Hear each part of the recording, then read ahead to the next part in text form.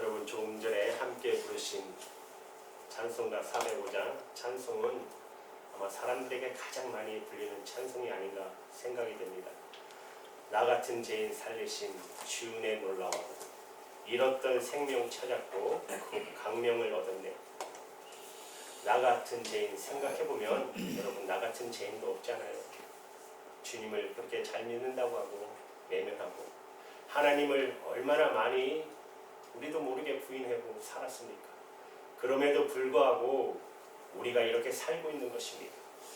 우리는 자그마한 것도 용납하지 못하고 원망하고 불편하고 그렇게 사는데 하나님은 우리의 엄청난 죄악에도 참으시고 인내하시고 오히려 사랑하시는 것입니다. 그래서 하나님 앞에 설 때마다 나 같은 죄인입니다. 사도 바울은 이렇게 고백하잖아요. 나는 죄인 중에 개수라고. 이 찬송 3절에 이런 가사가 있어요. 이제껏 내가 산 것도 주님의 은혜라. 또 나를 장차 본향에 인도해 주시리니. 얼마나 놀라운 은혜입니까? 믿음의 사람들은 그래서 더 이상 어떤 경우에도 두려워하거나 낙심해서는 안 됩니다. 우리는 하나님의 택한 백성들이기 때문입니다. 하나님은 그의 백성들이 아무리 해결하기 어려운 위기를 만난다 하더라도 그거에 넘어지거나 멸망당하기를 원치 않으시며 오히려 다시 일할 수 있는 힘과 능력을 주시는 하나님이십니다. 그래서 오늘 성경 기자 이사야 선지자는 7절에 이렇게 말해요. 내가 여호와께 우리에게 베푸신 모든 자비와 그 찬송을 말하며 그 긍휼을 따라 그 많은 자비를 따라 이스라엘 집에 베푸신 그 은총을 말하리라. 우리가 부모님을 생각할 때마다 부모님의 은혜를 말하는 사람이 있는가 하면 반면에 부모의 은혜에 대해서 전혀 말하지 않고 불평하는 사람도 있는 거 보지 않았어요. 그렇게 많이 베풀어 주셨는데 부모가 자식을 위하여 희생한 값은 어떤 것으로 값을 치를 수가 있겠습니까? 여러분 이런 가사 있잖아요. 진자리 마른 자리 가라 미우시며 어찌 놀라는 척. 그것은 부자나 가난한 사람이나 다 마찬가지입니다. 아니 가난한 가정일수록 가정을 키운 콩로는 더 크다고 할 수 있어요. 솔직히 남에게 빠지지 않기 위해서 자기 자신은 본인은 먹지 않고 얼마나 희생적으로 자식들을 키웁니까? 그 말할 수 없는 희생. 그런데 그 부모의 은혜에 대해서 할 말이 없다. 은혜를 정말 모르는 자식이잖아요. 지금 이 시대가 그렇게 변해가고 있어요. 솔직히 하나님에 대해서도 마찬가지예요. 하나님으로부터 받은 은혜가 얼마인데 그런데 그 은혜를 모르고 산다. 이 은혜를 모르는 백성을 하여 지금 이사야 선지자가 외치는 거예요.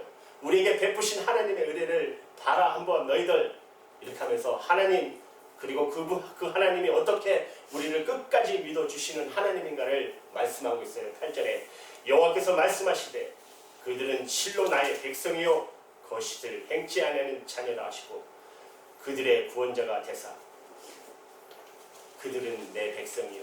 하나님이 이스라엘 백성을 택했기 때문에 맞는 말이에요. 이스라엘 백성이 하나님의 백성이에요. 그러나 거짓을 행치 않은 자녀라. 이 말은 이해가 되지 않아요. 얼마나 하나님 앞에서 거짓을 행했습니까?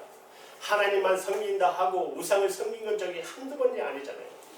불평하지 않고 감사하고 살겠다고 하고 얼마나 불평했습니까? 시가 70대 때만 해도 조금만 자기들에게 어려움만 닥치면 불평하고 살았던 민족이잖아요. 바다에 모래알 만큼이나 많았어요. 그런데 거짓을 행치 아니한 자녀라. 말이 안 되잖아요. 그런데 하나님은 그렇게 믿어주셔요. 이것이 바로 하나님의 사랑입니다. 여러분 자기 자식에 대하여 나쁘다는 부모가 없잖아요. 이유는 그 자식이 자기의 자녀이고 또 그 자녀가 지금의 현재만을 보는 것이 아니라 미래를 보기 때문에 그래요. 지금은 철부지 갖고 잘못을 저지르지만 그러나 장래는 그렇지 않을 것이다. 믿는 것이 그것이 바로 부모의 마음입니다. 여러분 우리가 사는 이 시대에 얼마나 경제가 조금만 어려워도 우리 말 쉽게 하잖아요. 다 죽을 사람들 같이 말하고 살아요. 나오는 방송마다 뉴스마다 살기 어렵다 못 산다라고 입버릇처럼 말하고 있어요. 그래서 저는 우려하는 바가 있어요. 이러다가 정말 우리가 못 살게 되지 않을까. 못 산다 하면 결국 못 살게 되는 것입니다. 어렵다 하면 결국 어렵게 되는 것입니다. 왜요? 하나님은 입으로 신한 대로 만들어 주십니다. 입으로 신한 대로 믿어 주시는 하나님이세요. 그러므로 여러분 감사하셔야 됩니다. 사실 우리가 보면 뒤돌아보면 감사할 일이 너무 많잖아요. 감사하면 여러분 감사가 넘치고 불평하면 불평이 넘칠 것입니다. 여러분 감사하시며 사십시오. 어떤 일을 만나든지 감사하십시오. 반드시 하나님께서 감사의 열매를 맺게 하실 것입니다. 그 하나님은 우리의 환난에도 동참해 주신다고 이사야 선지자는 말하고 있어요. 9절 상반절에 그들의 모든 환난에 동참하사 자기 앞에 사자로 그들을 구원하시며, 보세요. 하나님이 자기 백성을 홀로 가게 하신 적이 한 번도 없으셨어요. 저희들이 잘하든 잘못하든 하나님은 언제나 함께 하고 계셨어요.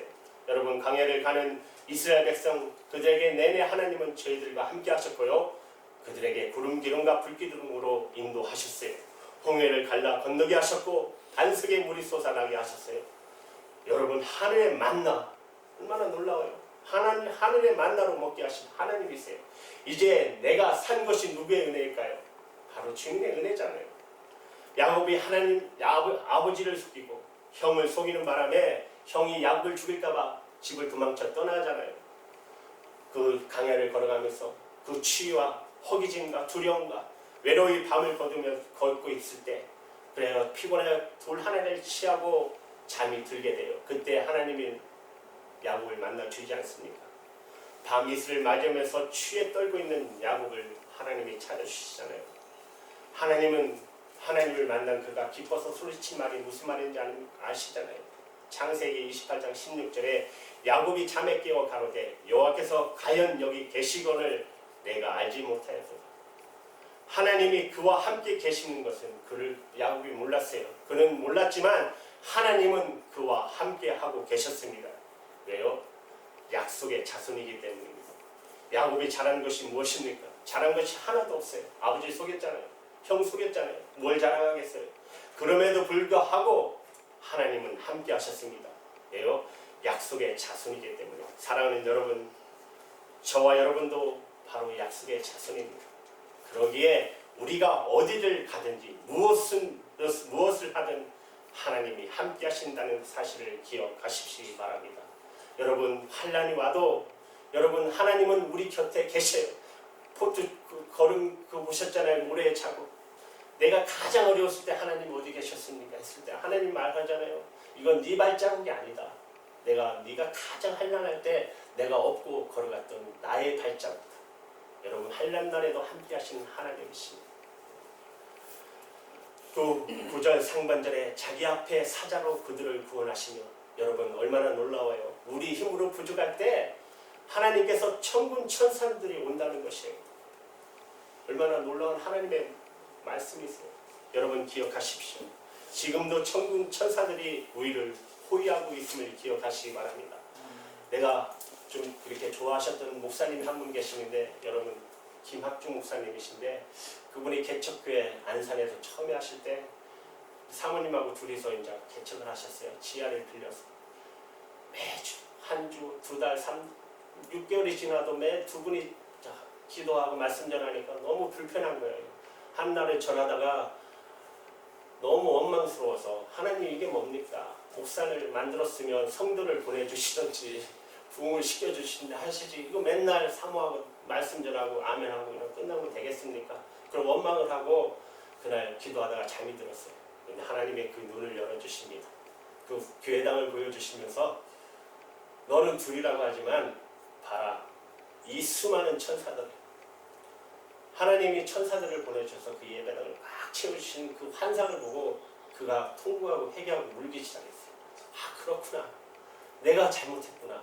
하나님은 나를 홀로 내려두신 게 아니라 하나님은 찾아와 주셨고 예배를 받으셨구나. 그때부터 말씀이 달라지기 시작합니다. 사모님 앞에 혼자 세워놓고도 막 있는 힘껏, 왜? 천군 천사가 지금 이 자리를 꽉 채우고 있다는 그 사실, 그걸 하나님이 보여주시고 난 다음 그다음부터 그분이 두려움이 없기 시작해서 목회를 지금 아주 멋있게 잘하고 계세요. 솔직히 저도 그런 마음 갖고 있어요. 아멘. 하나님은 우리를 안아주십니다. 9절 하반절에 보세요. 그 사랑과 긍휼로 그들을 구속하시고 옛적 모든 날에 그들을 드시며 안으셨으나, 안아주시는데 그냥 안아주시는 것이 아니라 그 사랑과 긍휼로 안아주신다는 거예요. 그 사랑이 어떤 사랑이죠? 바로 십자가, 여기 보이시죠? 그 사랑, 우리의 모든 죄를 짊어지시고 십자가에서 죽고 우리를 구원해 주신 그 사랑으로 긍휼하시고 우리를 사랑해 주시는다고 말씀하십니다. 그런 사랑으로 안아주신다고 말씀하고 계셔요. 하나님이 우리를 안아주시는데 뭐가 더 필요하겠어요? 주님 품에 안겼는데 무슨 문제가 있겠습니까? 여러분, 이사야 선지자가 이제 그렇게 믿지 않는 이스라엘 백성들에게 이렇게 예언의 말씀을 선포해요. 옛날에 있었던 그 모세 홍해에 있었던 사건, 강해 사건을 통해서 이렇게 외치고 있어요. 11절에서 14절에 제가 읽을게요. 백성이 옛적 모세의 날을 추억하여 가로되 백성과 양의 무리의 목자를 바다에 올라게 하신 자가 어디 계시뇨? 그들 중에 성신을 둔 자가 이제 어디 계시뇨? 그 영광의 팔을 모세의 오른손과 함께 하시며 그 이름을 영영케 하려 하사 그들 앞에 물로 갈라지게 하시고 그들을 기품으로 인도하시되 말이 광야에 행한 같이 넘어지지 않게 하신 자가 어디 계시뇨? 여호와의 신이 그들로 골짜기로 내려가는 가축이 편히 쉬게 하셨도다. 주께서 이같이 주의 백성을 인도하사 이름을 영화롭게 하셨나 하였나이다. 이스라엘 백성들에게 지금 이 예언의 말씀을 선포하고 있어요. 우리말 성경에 이렇게 기록되어 있는데요. 보세요. 그 기도가 하늘에서 내려다가 보시고 거룩하고 15절에 영광스러운 주의 높은 보좌에 그거 보시고 이제 그 원망하는 백성들에게 이사야 선지자가 기도하는 모습이에요. 하늘에서 내려다보시고 거룩하고 우리말 성경이에요. 하늘에서 내려다보고 거룩하고 영광스러운 주의 높은 보좌에 그거 보시고 주의 열정과 주의 강한 힘은 이제 어디 있습니까? 주의 간절함과 주의 긍휼이 우리에게 이제 그쳤습니다. 16절에 그러나 주께서 우리 아버지이시니 비록 아브라함이 우리를 알지 못하고 이스라엘이 우리를 인정하지 않는다 해도 여호와여 주는 우리 아버지시고 옛날부터 주의 이름은 우리의 속량자이십니다. 17절에 여호와여 왜 우리를 주의 길에서 떠나 헤매게 하시고 우리 마음이 굳어지게 하셔서 주를 두렵지 않게 하십니까? 주의 종들을 굽어 살피시고 주의 유산인 지파를 생각하시더라도 돌아와 주십시오. 고통받고 있는 이스라엘 백성들에게 희망의 메시지, 예언의 메시지를 전했어요. 그랬더니 그들이 희망이 넘쳤고 기쁨이 넘쳤어요. 그러나 현실에 돌아와 보니까 아직도 포로예요. 현실과 고통 속에 있는 그들에게 그러나 그래도 하나님의 말씀, 예언의 말씀을 전했더니 이들이 기쁨이 쏟고 생명이 살아나는 것이. 여러분 이 예언의 말씀을 들어야지 우리가 살아요. 여러분 한란과 고통이 와더라도 이 생명의 말씀, 이 예언의 말씀을 듣는 것이 바로 축복인 것입니다. 그러면서 오늘 15절에서 17절에 18절까지 이 이사야 선지자의 간절한 하나님을 자극하는 오늘 제목처럼 자극하는 간절한 기도예요. 이스라엘이 하나님께 타원하는 것이에요. 이사야가 하나님이여 어찌 얼굴을 숨기시나이까 영적으로 갈급해하는 하나님을 기다리는 기도를 드리고 있는 것이에요. 15절에 보면 하나님 너무 고통스러워요. 힘듭니다.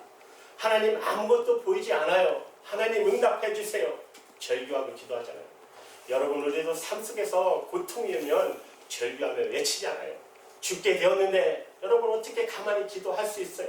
외치지 말라도 외치잖아요. 피를 토하듯이 간절히 기도하게 돼요. 주여 삼창 하지 말랬던 사람이 여러분 왜 정말 고통이 오고 힘든데 그러면 제일 앞에 나와서 기도하는 모습을 보게 돼요. 저도 솔직히 가장 큰 소리로 깊이면 가슴 깊이에서 주여 주여 주여 정말 부르짖게 되잖아요. 그래서 때로는 우리에게 여러분 고통이 주어지는 것도 정말 감사한 것입니다. 왜요? 우리 신앙생활 하다 보면 어느 순간에 간절함이 없기 시작해서 기도도 간절함이 없고 말씀 듣는 것도 간절함이 없고 그냥 형식으로 치우치는 우리의 모습들을 보게 되지 않아요. 그래서 우리에게 고통이 주어지는 것도 감사해야 합니다. 간절함이 없던 우리의 기도가 굳어져가던 우리의 마음이 간절함으로 바뀌게 되기 때문입니다. 이렇게 외치던 이사야가 16절에 이런 기도를 합니다. 하나님, 나의 아버지십니다. 갑자기 외치다가 아버지한테 한참 하나님 앞에 아버지는 나의 아버지시여. 이건 무슨 말입니까? 하나님, 우리의 아버지이십니다. 옛날부터 하나님은 우리의 속량자 구원자가 아니십니까? 이렇게 간절한 기도. 하나님, 내 아버지시라면 무슨 뜻입니까? 두려울 것이 없다라는 것이죠. 지금 아버지와 나 사이에 거꾸로 온 감정 때문에 문제가 생긴 것이지, 하나님 아버지 날 사랑하는 것, 이것은 절대로 신뢰합니다. 아버지 날 사랑합니다. 아버지를 의지합니다. 당신은 내 아버지이십니다. 기도할 때 가장 큰 문제는 바로 하나님 아버지에 대한 의심이 생기는 것입니다. 우리 아버지가 이렇게 좋은 소리 질러도 이분이 들으실까? 의심이 들어오는 것. 그러나 만약 여러분이 의심치 않고 하나님 아버지를 신뢰한다면, 하나님을 신뢰한다면 그분은 여러분들에게 상상할 수 없는 큰 일을 행하실 것입니다. 여러분, 간절히 하나님을 자극하는 신실한 기도하시기 바랍니다. 여러분, 깊이 간절히 기도하십시오. 왜요? 하나님, 당신은 그분은 내 아버지이시기 때문에 그래요.